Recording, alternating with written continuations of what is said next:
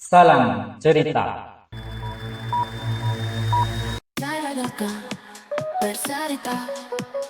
Tidak sejahat Fir'aun, tak sebaik Musa. Kisah Khalifah Al-Ma'mun dengan ulama. Khalifah Al-Ma'mun adalah khalifah ketujuh dari dinasti Abbasiyah yang berkuasa selama 20 tahun, dari tahun 813 sampai 833 Masehi. Kebijakan khalifah yang paling populer yakni di bidang pendidikan. Ia banyak mendirikan lembaga-lembaga pendidikan. Pusat-pusat pendidikan ini menjadi salah satu sarana belajar dan pengembangan ilmu pengetahuan. Selain lembaga pendidikan, yang paling terkenal yakni mengembangkan Baitul Hikmah sebagai pusat penerjemahan buku-buku dan majelis yang mengkaji juga ruang keilmuan. Melalui sarana ilmu pengetahuan inilah Khalifah Al-Ma'mun menjadikan kota Baghdad sebagai pusat pengembangan dunia Islam berdasarkan sains dan teknologi. Sehingga Baghdad pada waktu itu menjadi kota yang metropolis dengan peradaban Islam yang maju, bahkan menjadi pusat perdagangan terbesar di dunia selama berabad-abad lamanya. Era Khalifah Al-Ma'mun menjadikan Baghdad menjadi pusat peradaban dan mengalami masa keemasan. Namun demikian, kurang begitu disukai oleh rakyatnya.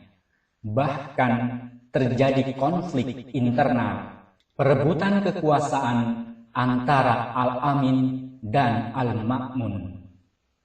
Bahkan banyak ulama dan orang soleh juga tidak begitu suka lantaran Khalifah Al-Ma'mun pemikirannya cenderung bermazhab teologi liberal. Tentu hal ini pengaruh dari Baitul Hikmah yang menerjemahkan karya-karya filosof barat. Berikut ini salah satu cerita ketidaksukaan rakyat terhadap Al-Ma'mun.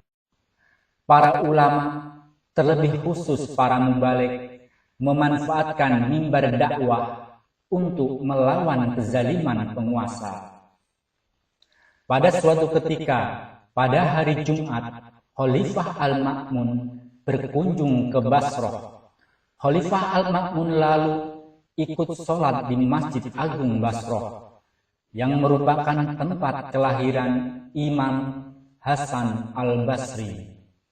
Saat ini, sang khotib naik mimbar dan mulai menyerukan ketidaksukaannya pada khalifah.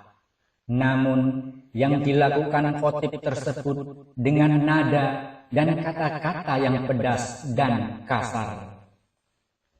Khalifah Al-Ma'mun mendengar khutbah sang khotib sebagai salah satu jamaah sholat Jumat. Ia tetap tenang dan berdiam diri, serta perasaannya tidak terbawa emosi. Barangkali khotib lagi emosi.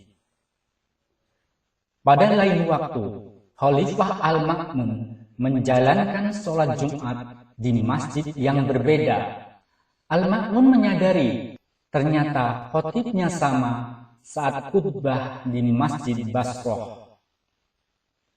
Khotib tersebut berkhutbah dengan emosi yang sama. Ia berkhutbah secara kasar dan emosional, juga menjelek-jelekan Khalifah Al-Ma'mun. Bahkan pada doanya, sang khotib tersebut mendoakan seorang pemimpin dengan doa yang jelek. Sang khotib mengucap, mudah-mudahan khalifah yang sewenang-wenang ini dilaknat oleh Allah Subhanahu wa Ta'ala. Perasaan Khalifah Al-Ma'mun mulai terluka. Lalu ia memerintahkan pengawalnya untuk memanggil sang khotib, menghadap ke istananya. Sang khotib akhirnya datang mengunjungi istana Khalifah Al-Ma'mun. Khotib tersebut dijamu dengan baik dan memuliakannya. Selesai menjamu, kepada sang khotib, Khalifah Al-Ma'mun bertanya, siapakah yang paling baik antara Tuan Khotib dengan Nabi Musa? Tentu saja Nabi Musa yang lebih baik dari saya, jawab khotib.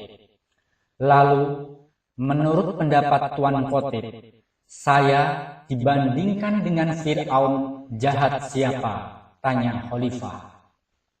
Sontak sang khotib terperangah dan tak menduga pertanyaan tersebut. Dan sang khotib mulai menyadari kemana tujuan pertanyaan tersebut. Namun ia harus tetap menjawab. Fir'aun masih lebih jahat daripada Tuan Khalifah, jawab sang khotib. Khalifah Al-Ma'mun kemudian mengatakan bagaimanapun jahatnya Fir'aun, sampai ia mengaku Tuhan dan bertindak kejam kepada umat Nabi Musa. Fir'aun mengubur hidup-hidup dayang-dayang putrinya yang bernama Masyitoh beserta susuannya. Bahkan Nabi Musa diperintahkan Allah Subhanahu wa Ta'ala untuk berkata dengan lembut kepada Fir'aun, "Tolong, dapatkah Tuan membacakan buat saya perintah Allah yang dimuat dalam Al-Quran tersebut?" Pinta Al-Ma'mun. Dengan tergagap, sang khotib membacakan surat Toha ayat 44. فَقُولَا لَهُ قَوْلًا لَيِّنًا لَعَلَّهُ يَتَذَكَّرُ أَوْ يَخْشَى. Artinya, ajaklah ia untuk beriman kepadaku dengan lemah lembut. Mudah-mudahan ia ingat akan keimanan yang telah dilalaikannya dan takut akan akibat sikapnya yang kafir dan zalim. Musa dan Harun diperintahkan Allah Subhanahu wa Ta'ala menasehati dengan bahasa yang baik dan halus. Khalifah Al-Ma'mun tersenyum. Kemudian sang khalifah mengatakan, "Layakkah jika saya meminta Tuan Khotib untuk menegur saya dengan bahasa yang baik dan sopan? Sebab Tuan tidak sebaik Nabi Musa dan saya tidak sejahat Fir'aun." Sang khotib hanya diam, namun dalam hatinya belum ada kepuasan. Ingin rasanya tetap mengutuk Khalifah Al-Ma'mun dengan kalimat yang lebih keras dan lantang. Namun apa yang dilakukan sang khotib seakan menggambarkan bahwasanya ia telah memanfaatkan mimbar khutbah yang mulia menjadi mimbar yang penuh dengan kebencian. Sungguh tidak sejahat Fir'aun, menggambarkan bahwa pada diri seseorang ada hal positif dan kebaikan. Allah Subhanahu wa Ta'ala berfirman dalam surat An-Nahl ayat 125. ادع إلى سبيل ربك بالحكمة والموعظة الحسنة وجادلهم بالتي هي أحسن إن ربك هو أعلم بمن ضل عن سبيله وهو أعلم بالمهتدين. Wahai Nabi, ajaklah manusia meniti jalan kebenaran yang diperintahkan oleh Tuhanmu. Pilihlah jalan dakwah terbaik yang sesuai dengan kondisi manusia. Ajaklah kaum cendekiawan yang memiliki pengetahuan tinggi untuk berdialog dengan kata-kata bijak sesuai dengan tingkat kepandaian mereka. Terhadap kaum awam, ajaklah mereka dengan memberikan nasihat dan perumpamaan yang sesuai dengan taraf mereka, sehingga mereka sampai kepada kebenaran melalui jalan terdekat, yang paling cocok untuk mereka. Debatlah ahlul kitab yang menganut agama-agama terdahulu dengan logika dan retorika yang halus. Melalui perdebatan yang baik, lepas dari kekerasan dan umpatan, agar mereka puas dan menerima dengan lapang dada. Itulah metode berdakwah yang benar kepada agama Allah sesuai dengan kecenderungan setiap manusia.